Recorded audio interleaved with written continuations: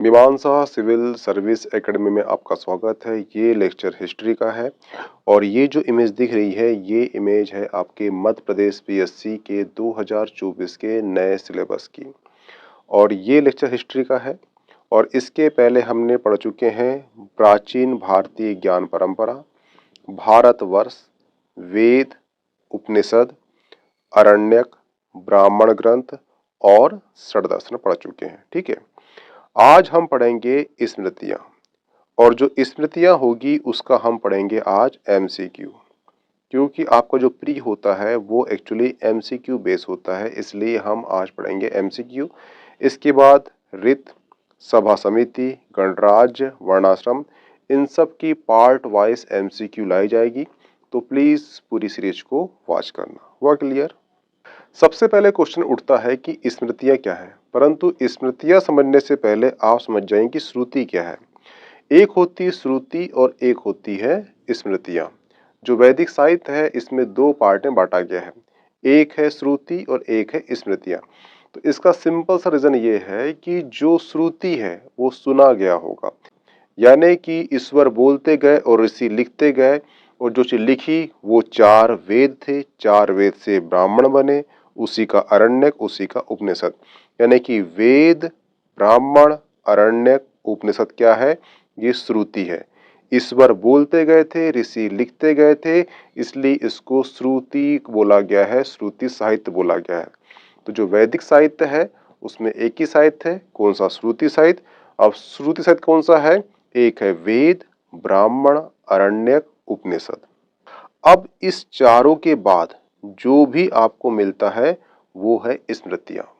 तो यही श्रुति, ईश्वर बोलते गए, ऋषि लिखते गए, इसलिए बोला जाता है उसे श्रुति। तो क्या है? वेद, ब्राह्मण, अरण्यक, उपनिषद। अब क्वेश्चन ये उठता है कि श्रुति क्या है?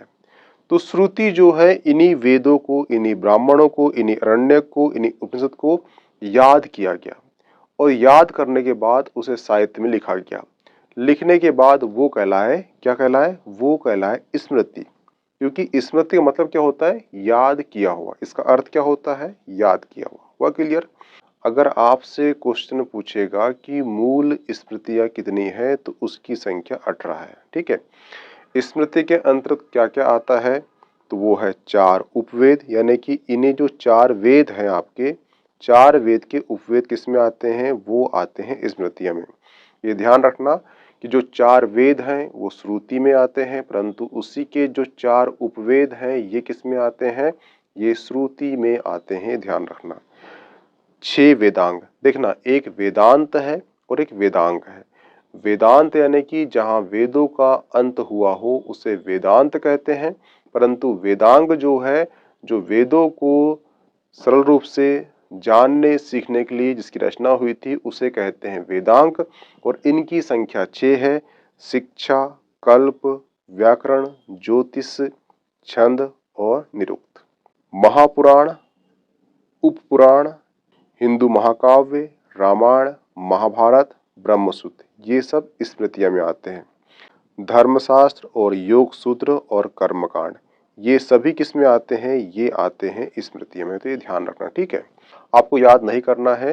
वेद, ब्राह्मण, अरण्यक, उपनिषद, इन चारों को छोड़कर जो भी चीज दिख रही है वो क्या है? स्मृति है। बस अगर क्वेश्चन आपको आता है ये चारों देख लेना कि चारों नहीं है तो स्मृतियां हैं, अगर ये चारों में से कोई है तो श्रुति है। बस हुआ क्लियर?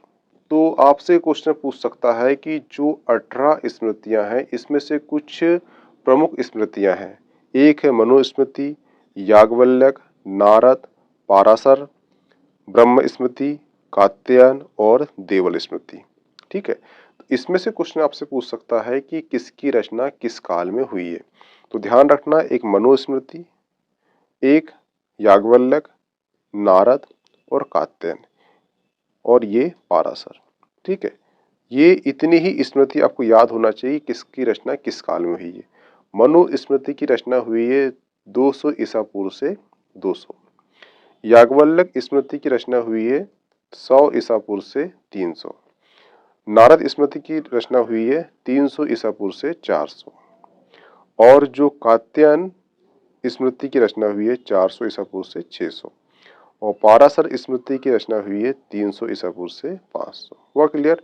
तो इतने ही फैक्ट जो है आपके लिए आईएमपी है। चलते हैं नेक्स्ट पीपीटी में। पहला क्वेश्चन है, डॉक्टर काणे के अनुसार स्मृतियों की संख्या कितनी मानी गई है? तो ध्यान रखना, डॉक्टर काणे के अनुसार स्मृतियों की संख्या कितनी मानी गई है? वो मानी गई है 18। ये पूरी स्मृतियां हैं। मनु, विष्णु, अंगिरा, बृहस्पति, दक्ष, नारद, याज्ञवल्क्य, हरित, यम, पाराशर, गौतम, भृगु, आत्रि, कात्यायन, व्यास। ठीक है, ये सब 18 है। ये 18 आपको एक बार पढ़ लेना ताकि आपको माइंड में रहे कि 18 कौन सी है। कभी क्वेश्चन आ जाए कि ये 18 स्मृति में कौन सी स्मृति नहीं है, तो वो आपको याद होना चाहिए। ठीक है, 4 क्या है? तो 4 वेद है। 6 क्या है? तो ये वेदांग है। और 118 क्या है? तो ये है उपनिषद। ठीक है, और 18 ही क्या है? पुराण है। देखना, 18 ही स्मृतियां हैं, 18 ही पुराण है, 6 वेदांग हैं, 4 वेद है और 108 उपनिषद है। तो ये संख्या याद रखना। कई बार क्वेश्चन पूछ चुका है किसी भी वनडे एग्जाम या अदर स्टेट एग्जाम में, तो ये चीज याद रखना। ठीक है, 4 वेद, 6 वेदांग, 18 पुराण, 18 ही स्मृतियां, 108 जो है उपनिषद है। नेक्स्ट क्वेश्चन है, मनु स्मृति की रचना किस काल में हुई है? गुप्त काल, मौर्य काल, शुंग काल, सूत्र काल। तो इसकी रचना हुई है शुंग काल में, ये ध्यान रखना। ठीक है, ये कई बार क्वेश्चन पूछ चुका है कि मनु स्मृति की रचना किस काल में हुई है? तो ये शुंग काल में हुई है। शुंगों की जो पहली राजधानी थी वो थी पाटलिपुत्र। और आपसे ये क्वेश्चन पूछे कि शुंगों की सेकेंड राजधानी कौन सी रही है? तो वो है बेसनगर। बेसनगर वर्तमान में क्या है? ये विदिशा। ठीक है, विदिशा कहाँ पर है? ये है मध्य प्रदेश में। और ये क्वेश्चन आपसे मध्य प्रदेश एमपी पीएससी में पूछ चुका है। ठीक है, ये क्वेश्चन जहां तक 2019 या 20 में क्वेश्चन पूछ चुका है मे बी। ठीक है, तो याद रखना कि जो शुंग काल में ही मनु स्मृति की रचना हुई है। शुंगों की जो पहली राजधानी थी वो थी पाटलिपुत्र और जो सेकेंड राजधानी थी वो थी बेसनगर विदिशा, जो मध्य प्रदेश में है। और ये क्वेश्चन मध्य प्रदेश पीएससी में 2019-20 में आसपास में पूछ चुका है। नेक्स्ट क्वेश्चन है, भारत का पहला भौगोलिक विभाजन किस स्मृति में मिलता है? मनु स्मृति, नारद स्मृति, कात्यायन स्मृति या विष्णु स्मृति। तो ध्यान रखना, जो भारत का पहला भौगोलिक विभाजन है ये किस स्मृति में मिलता है? तो ये मिलता है हमें मनु स्मृति में मिलता है। और मनु स्मृति में ही पूरे भारत के भौगोलिक क्षेत्र को 4 भागों में बांटा गया था। एक है ब्रह्मवत, एक है ब्रह्मास्त्र प्रदेश, एक है मध्य प्रदेश और एक है आर्यव्रत। ठीक है, तो ये चारों जो प्रदेश हैं इसके नाम याद होना चाहिए कि इन चारों प्रदेशों का उल्लेख मनु स्मृति में किया गया है। यानी जो भारत है उसको 4 भागों में बांटा गया था और पहली बार मनु स्मृति में ही भारत का जो भौगोलिक विभाजन किया गया था। कितने भागों में? 4 भागों में, भी याद रखना। 4 क्या है? 4 भौगोलिक क्षेत्र है। 4 क्या है? 4 वेद है। 6 क्या है? वेदांग है। 18 क्या है? पुराण है। और 18 ही क्या है? स्मृतियां हैं। और 108 क्या है? वो है उपनिषद। हुआ क्लियर? और ध्यान रखना, 6 क्या है? 6 है षट दर्शन। और षट दर्शन में जो 6 दर्शन है इन्हें जो मानता है वो हिंदू कहलाता है, वही सनातन धर्म है। नेक्स्ट क्वेश्चन है, अध्यापक और शिष्य परंपरा का वर्णन किस स्मृति में दिया है? तो उसका आंसर है मनु स्मृति, नारद स्मृति, कात्यायन स्मृति या विष्णु स्मृति। तो ध्यान रखना, जो अध्यापक और शिष्य परंपरा का जो वर्णन है ये दिया गया है मनु स्मृति में। और मनु स्मृति में जो एक अध्यापक होता है और एक है आचार्य। ठीक है, मनु स्मृति के अनुसार अध्यापक वो कहलाता था जो व्यक्ति जीविका उपार्जन करने के लिए लेता था या अपना जीविका उपार्जन करने के लिए पढ़ाता था, उसे कहते थे अध्यापक। आचार्य कहते थे जो सेवा भाव से पढ़ाता था, उसे आचार्य कहते थे। और जो अध्यापक और शिष्य परंपरा का जो उल्लेख है कहाँ मिलता है? हमें मनु स्मृति में मिलता है, ध्यान रखना। नेक्स्ट क्वेश्चन है, मनु स्मृति में दास कितने प्रकार के होते थे? तो ध्यान रखना, मनुस्मृति में दासों के प्रकार बताए गए हैं 7, यानी 7 प्रकार के दास बताए गए हैं किसमें, मनुस्मृति में। 8 क्या है, तो 8 जो है मनुस्मृति में वो बताया गया है विवाह, यानी कि 8 प्रकार के विवाह का उल्लेख किया गया किसमें, मनुस्मृति में।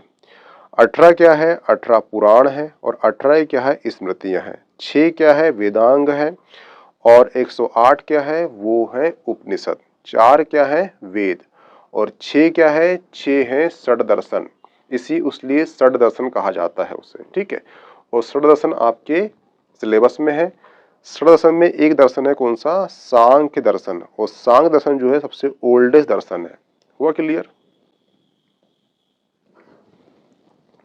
नेक्स्ट क्वेश्चन है, किस ग्रंथ में सृष्टि की उत्पत्ति का वर्णन किया गया है, तो ध्यान रखना मनुस्मृति में ही सृष्टि की उत्पत्ति का वर्णन किया गया है। देखना जो मनु है, मनु यानी कि होते हैं जो पहला व्यक्ति है। ध्यान रखना कि अब तक सृष्टि की इस पूरे जो कल्प है इसमें 14 मनवंतर है और 14 मनवंतर में एक मनवंतर, 2, 3, 4, 5, 6, ठीक है।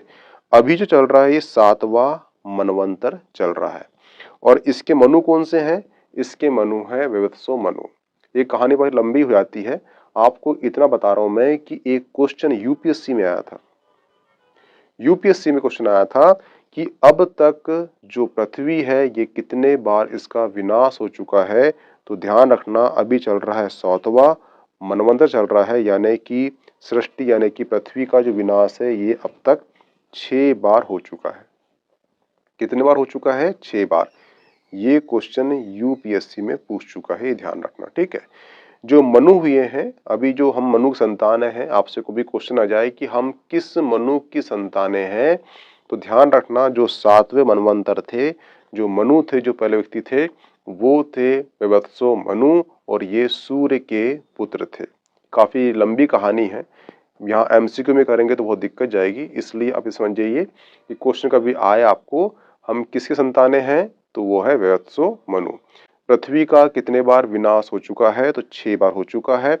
वर्तमान में कौन सा मनवंतर चल रहा है, तो ये 7वां मनवंतर चल रहा है। और जो मनुस्मृति है उसमें 7 प्रकार के दास बताए गए हैं, 8 प्रकार के विवाह बताए गए हैं, 18 क्या है पुराण, 18 ही क्या है स्मृतियां, 108 क्या है उपनिषद, 4 वेद है और 6 वेदांग है और 6 ही क्या है षड दर्शन है। हुआ क्लियर। नेक्स्ट क्वेश्चन है, मीनाक्षरा नामक टीका किस स्मृति पर लिखा गया है, मनुस्मृति, नारद स्मृति, कात्यायन स्मृति या विष्णु स्मृति, तो इसका आंसर है मनुस्मृति पर ही सबसे प्रसिद्ध टीका लिखा गया है, मीनाक्षरा नामक टीका लिखा गया है। अब प्रश्न ये बनता है कि इसका जो रचनाकार कौन है, तो वो है विज्ञानेश्वर।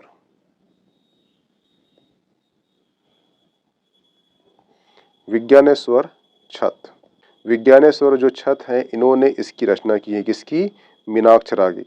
किस पे टीका लिखा गया था, तो वो लिखा गया था मनुस्मृति पर, ठीक है। ये क्वेश्चन आईएमपी है या हो जाता है, दोनों किसने लिखा है, किस पे लिखा है, नाम क्या है, ठीक है।